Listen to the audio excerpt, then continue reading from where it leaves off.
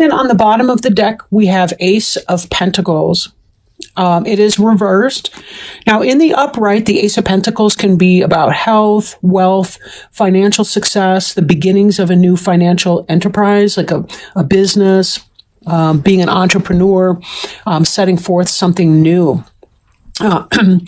In the reverse, this could be that it's not happening, that there's a delay in that, or that whatever business venture that you were trying to do was not taking off the ground, either at all or as quickly as you wanted it to.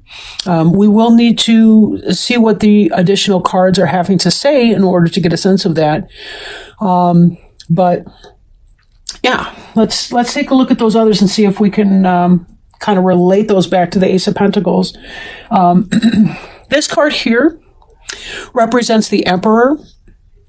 And this idea of, the Emperor he's kind of all four signs in one.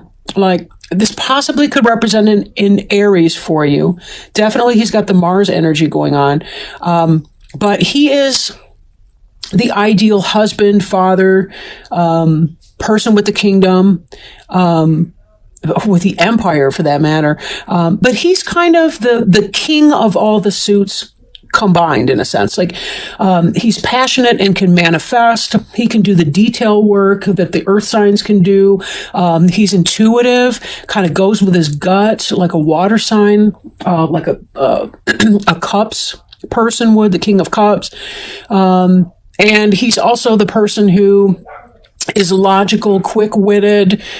He owns his own business. He's an entrepreneur. He's got it going on. Married, family, that sort of person. Doesn't have to be a male, but it can be. Could be somebody just simply with a masculine or masculine type energy. But this person here is really successful at making things happen. You'll notice that he's wearing a suit of armor, and that's readiness to go into battle, because he knows that it's one thing to pray for peace. It's another thing. Sometimes you have to set your limits and boundaries, and you do have to be willing to back up those boundaries with action. That's not to say that he's a violent person, but it does mean that he knows sometimes you have to be willing to defend what you believe in. Now, this card here is the Karma card. So there's a sense of putting forward either good or bad karma and hoping to reap the benefit of that. Sometimes it doesn't always work out that way, though. And when I'm thinking about this Ace of Pentacles, if the Emperor's thinking, I want to create a new business venture, this Ace of Pentacles doesn't necessarily mean that any failure to launch a new business venture or project, it's not necessarily because he's done something wrong and is being punished in a karmic way. It could simply be that it's not in his best interest, or that it's not, the divine timing isn't even right of whatever this event. For this, we see the Death card, but in the reverse. Could be that if that venture's not getting off the ground, maybe there's a stubbornness in letting it go. Maybe you don't want to give up on the hope or the idea that whatever your idea will be, that whatever your project is will manifest, right? Be very careful, because when we don't let go of things when they're overripe, they're not healthy for us. And then we find ourselves stuck with things that are no longer beneficial, that could possibly even be toxic to us in some kind of a way. Sometimes death is just part of the journey. And when we recognize that something is not working out, we just have to let it go and move on.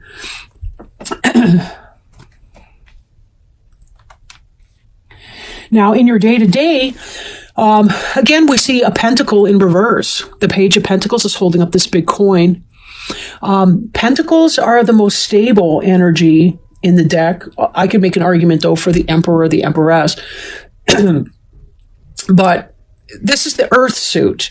And so, of course, it's very grounded and very stable. The page is about a communication of something to do with health or money.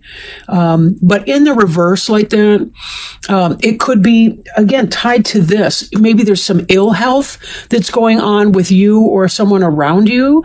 Or it could be that whatever this job offer or business proposition was that you were hoping to get to, not happening.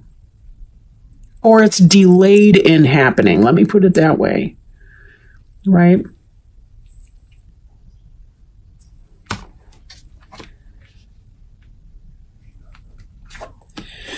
Woo, excuse me.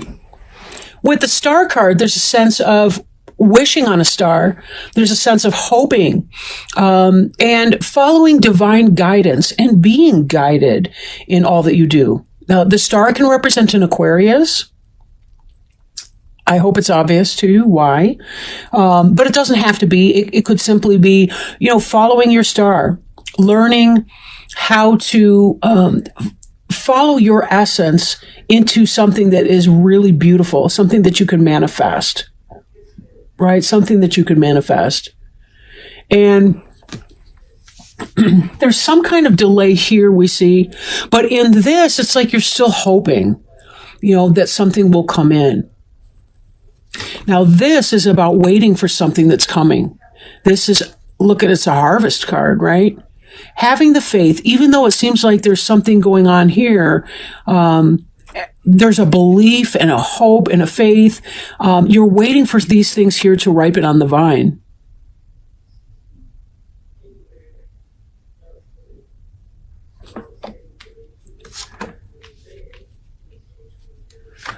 We have here the Temperance card in the reverse. Temperance can be Sagittarius, doesn't have to be, right? Temperance is about peaceful waiting. This is a person who's grounded, but she's also in touch with her emotions. This indicates some kind of impatience, right? Possibly about this energy here. Impatience may be making this a lot more uncomfortable than it need to be. This waiting for whatever this material thing that you want. Because if we really look at this, with the Seven of Pentacles, what's this guy doing here but leaning on his hoe and waiting? That's really all you can do. Like in this, he's planted the seeds, he's done all the prep work, he's tilled the soil, he's planted the plant, nutrients, watered the soil, all the rest of it. But there's just so much we have to do to be able to wait here. How impatient we are in waiting. That's up to us. It's up to us. That's a hard lesson to learn too, because sometimes we want it now. Well, we may not be able to manifest that right now. There's a process to everything. We can't hurry that up.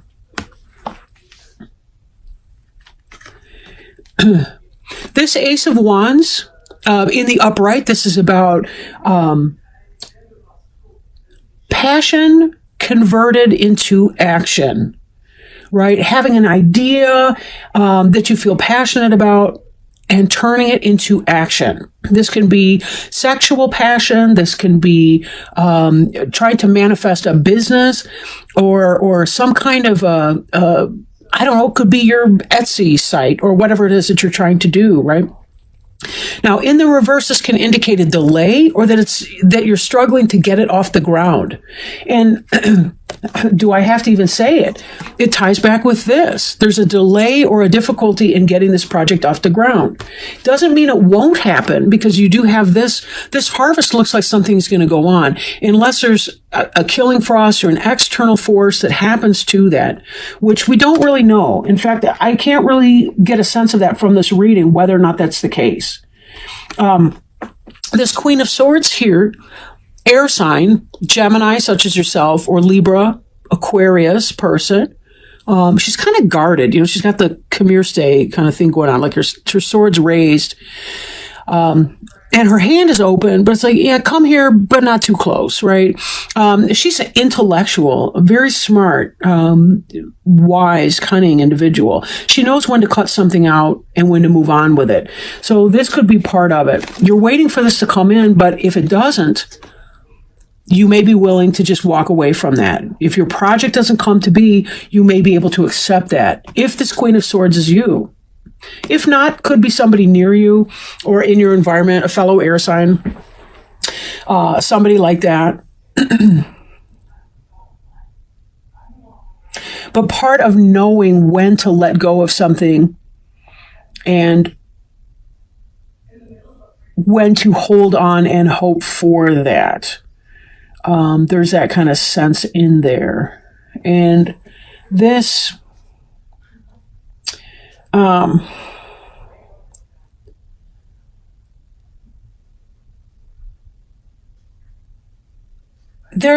me pull a clarifying card here. I kind of want more information, honestly, about the Queen of Swords.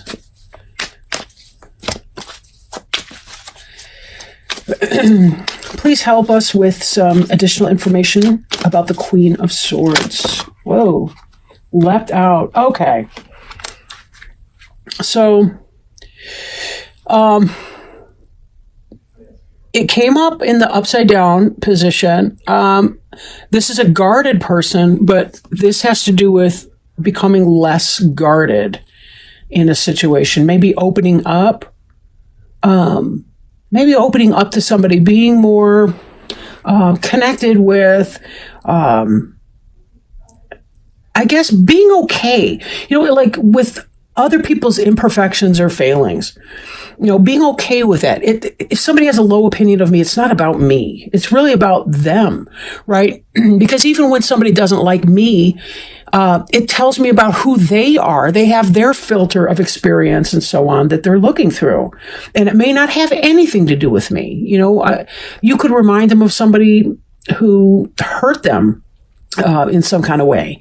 But this queen here, when you bring the two together, this is about, she's learning how to be more open and less guarded in situations in her life, taking chances, right? She's following this star here and allowing it to guide her and to be okay with whatever the outcome of that is. Whatever bears fruit for her, or doesn't bear fruit, she's going to be okay with that. This is part of this karmic lesson of the Temperance card here. There's a sense of wanting to be okay with life on life's terms and being able to relax into that and not overly stress that. The right step for you is the next step. There's no other step out there that's in the right order that's going to work out for you, except for that. So it's, something really to bear in mind there. You can only do the next step. Now, I am shuffling a card for you. It is from the Sacred Traveler deck. I do want to show you the box because it's really pretty. And my friend just got back from Arizona on vacation and bought this deck for me while there. And how cool is that? Unbeknownst to my friend, this was on my Amazon wish list. But beautiful cards. And I really, really like working with it. Just in the few readings that I've done, it seems to go hand in glove here with the Witch's Tarot deck, which is awesome as far as Oracle support cards. So let's see if maybe Spirit can help us, please, with some guidance, help, wisdom, next steps, best options for Gemini. Okay, rejuvenating rain. Clear the past, heal the present.